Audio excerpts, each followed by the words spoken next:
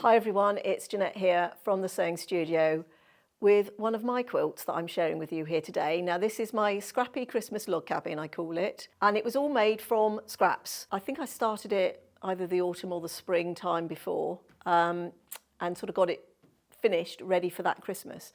And the reason I did it is because I was doing lots of samples in Christmas fabrics, and I was left a load of scraps of red and white fabric, and I looked at it and thought, I don't want this all going into my stash. I need to process it straight away. And so I sort of pulled all my scraps out of red and white. I added a bit of green to add a bit of zing and sparkle to it. And the whole idea was to use as much of it as I could. And I got to 16 blocks, and then the fabric was getting a bit short, and I thought, right, I need to sort of stop there. So the size of this quilt is 58.5 inches square. As I said, I did 16 log cabin blocks. So I've recreated that, or I'm beginning to recreate it, and I'm using a scrap bag this time. So we've just sort of pulled, and funny enough, the scrap bag we've pulled actually is the fabric I think I'm using. This was from a scrap bag, and it's Stacey Itsu, and it's Holiday Essentials Christmas. And I was given one of those scrap bags to work with and to play with. So we have got some of the Moda scrap bags. Now you need 1.5 inch wide strips for the version I've done here, and I think in my scrap bag there was only one strip that was slightly narrower than 1.5 inches. All the other strips were 1.5 inches, but that is the caveat with the scrap bags. You're never quite sure how wide the strips are going to be, but I very rarely have come across one that I couldn't get 1.5 inches out of. And the other scrap bag we've pulled here, or the stash expansion pack they call this, and this is a Ruby Star one. Now these strips in here are a lot wider, so potentially you might even be able to get 2 strips out of some of the fabrics in here. But both of these scrap bags are sold by weight rather than by the size of strips. So these are both half a pound approximately of fabric in those. So let's just sit those there and hope they behave themselves. So I've got a strip here, which I'm going to show you how I go about cutting when I take the strips out of the scrap bag. The first thing I do when I get the scrap bag is just sort through. I sort it into colours, and then I also sort it into size of strips, just so that I can see what I've got there, what I've got to work with. So that's what I would have done with these. Now, I always cut my log cabin strips to size before I begin. I know some people just sort of cut as they go, but I find, I like to cut, and also when I'm using scraps, I can see how many pieces I need to get and what I'm going to get from the scraps that I've got if I cut them all first. And then what I tend to do is once I've cut them is I put them together in a little set. So that's one block there, and then I just take one of the little clips and I'll clip that all together. And I leave them by my sewing machine, so anytime I get a spare 10 minutes, I can sit and just start to sew the log cabin blocks, and it comes together really easily. So as I said, that uses 1.5 inch strips. I'll give you the sizes in a minute. And I've used a 2.5 inch piece of fabric for the centre square. Now you'll see on the quilt behind me, I fussy cut, I had a fat quarter that had all the little motifs of the candy canes, and I fussy cut out the centres. So in every centre of the block, for each block, it's got one of those candy cane motifs in it. So let's just cut this. So this is one of the strips that's come just straight out the scrap bag. They tend to be about 32 inches long, and that tends to be sort of quite standard. But like I say, it's a scrap bag, so there's no guarantees. And then what I do is you can either line up your selvages. I tend to line up the points, and it's probably straighter on the selvage actually, but I'm going to line up the points, and then I'm just going to cut. So I'm just making sure that I can get my 1.5 inches out of everything there, and I've lined the fold up with a line on my ruler, and I'm just going to cut the selvage off. And it's only, let's say, a tiny little bit. And then I'm going to swing that round, and I'm going to cut again. And this time I'm going to cut to my 1.5 inches. And why I do it like that, what I found is with the strips in a scrap bag, because of the different weave with the selvage, once you've cut the selvage off, the fabric tends to sort of relax. I know that sounds a bit strange, but it will tend to sort of relax, and you know, what looked even before may not still be even. So I tend to do 2 cuts. It takes a little bit longer, but I get the accuracy. And now I'm going to trim it down to my 1.5 inches. And then I've got my perfect 1.5 inch strip. So now let me just pull it down this. Now this is a little piece. Now this is my draft one. I'm still sort of working on this. But I will do this and we'll attach it so you can download it. But basically these are the size of the strips I need to cut to make one block. And I've sectioned it, I don't know how well you can sort of see that, I've sectioned it into light and dark. So we've got round one, and because I'm working from scraps, I like to give myself the total length, because it means that when I pull a scrap piece of fabric, I can see the most efficient use of that piece of fabric. So, you know, is that going to give me enough for round one?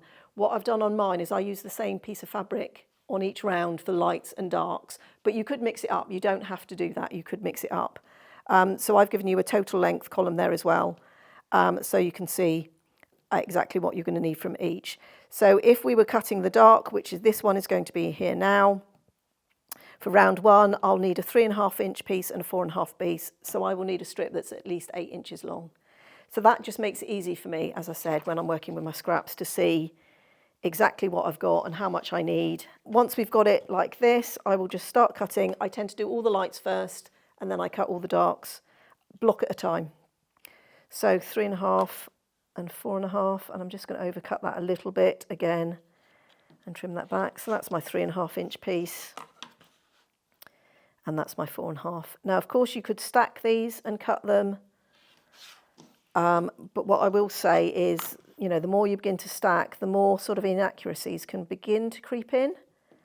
And with log cabin, we want to try to keep accurate. It's quite easy for our blocks to begin to distort.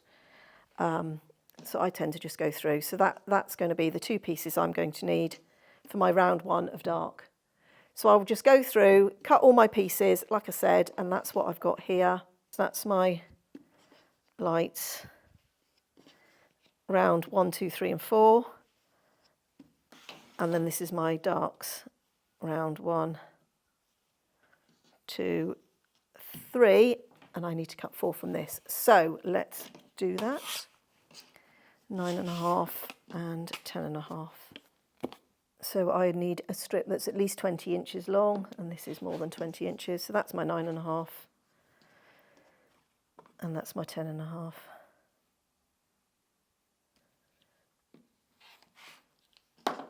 So that's my round 4 for that as well. And that's my little scrap piece. Now, if I had another strip in there like that, that's probably going to be enough for, which one? That's a 4.5. So that will be another one for a round 1. So that's all my pieces for my block.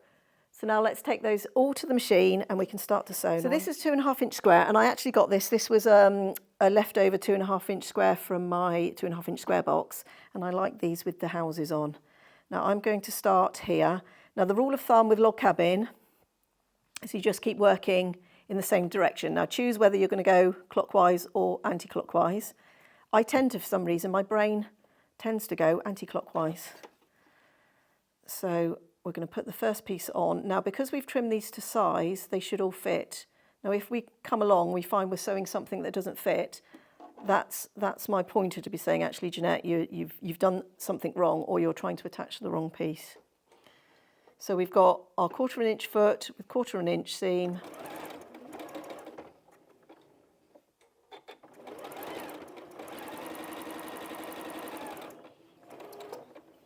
Now at home, I tend to have a couple of blocks on the go.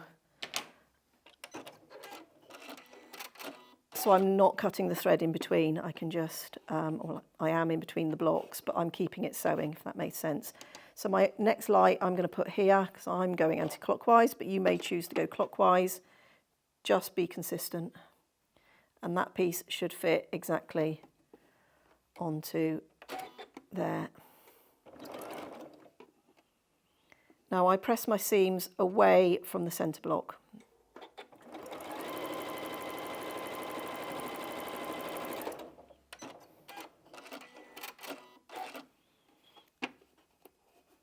So now I've got 2 lights on, I need to go to dark.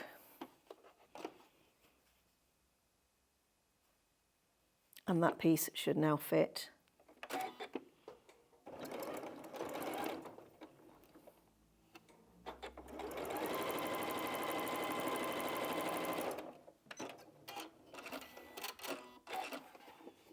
I'm going to finger press that open.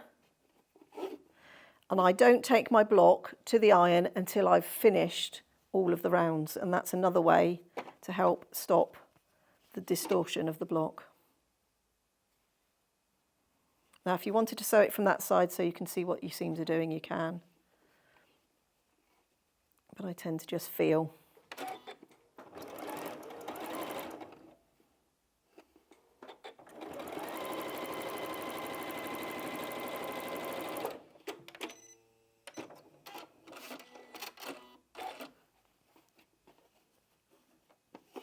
So that's round one.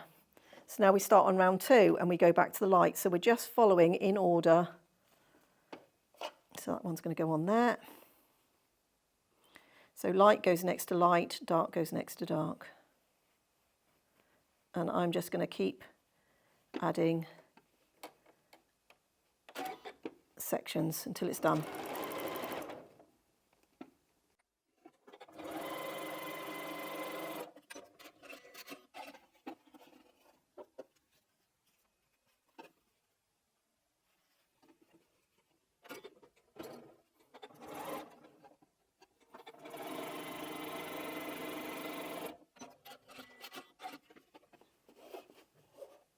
So that's two lights, I'm on dark again, so next round of dark.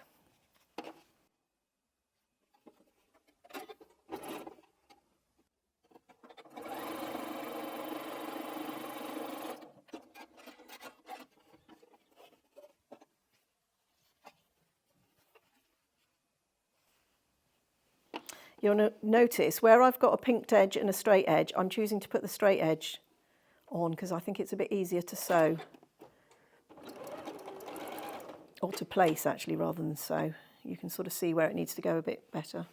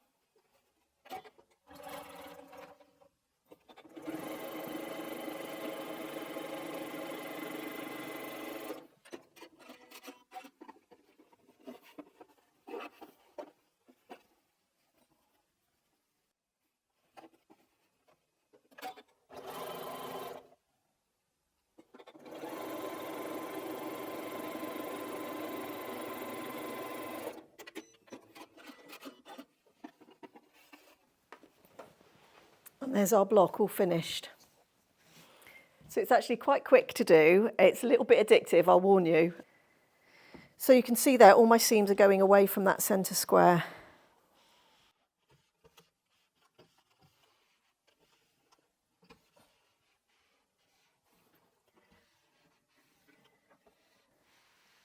And I do just put a little bit of tension on the fabric because otherwise it tends to sort of pull in a little bit there in the centre of the strips until you hit it with the heat.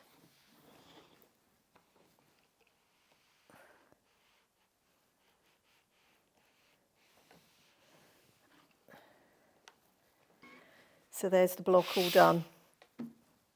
So I think this finishes at, I think by memory, I think it's a 9.5-inch finish. Now my houses are a bit wonky, but I think they were wonky on the 2.5-inch square. So we've got a wonky row of houses. But I really love log cabins. I've made log cabin quilts more than I've made any other sort of type of block in all its different guises. So for that size quilt, as I said earlier, you make 16 blocks, and I just did them in the traditional setting of just having sort of the darks and lights so they all look the same.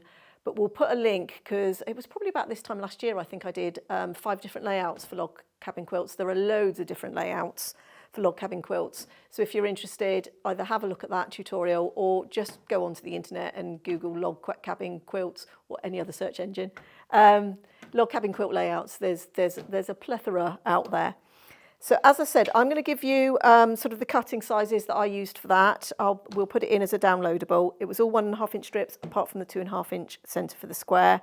I added 3 borders. There's one which is sort of a folded border in there. So the border 1 and border 2, so that's the white border and the little folded over red border, they were cut at 2 inches. And then that outer border I cut at 8.5 inches. Just because I wanted enough room there to put the appliqued stars, and I actually free motion embroidered the stars down because I had some little stars in there. But as I said, they were all made from my scraps, and then I think it took about 0.5 metre of fabric for the binding. So as I said, I was just utilising what I had. I think the only fabric I bought for that was the backing, and I quilted it. In the log cabins, I just stitched in the ditch. And then in the borders, I did my framing border, but very narrow and very close together in that first border. And in that outside border, I drew on stars and quilted stars and just free motion squiggles around. So I hope you've enjoyed seeing my scrappy Christmas log cabin quilt. I have a lot of fun making it. It comes out every year, not just for Christmas, sort of over sort of Christmas into the new year, into the winter, just because it's bright and cheery, and it sort of lives on the back of my sofa during that time. So I hope you give log cabin a go if you haven't already. As I said, I hope you enjoyed the quilt, and I hope you'll join us again here next time in the sewing studio.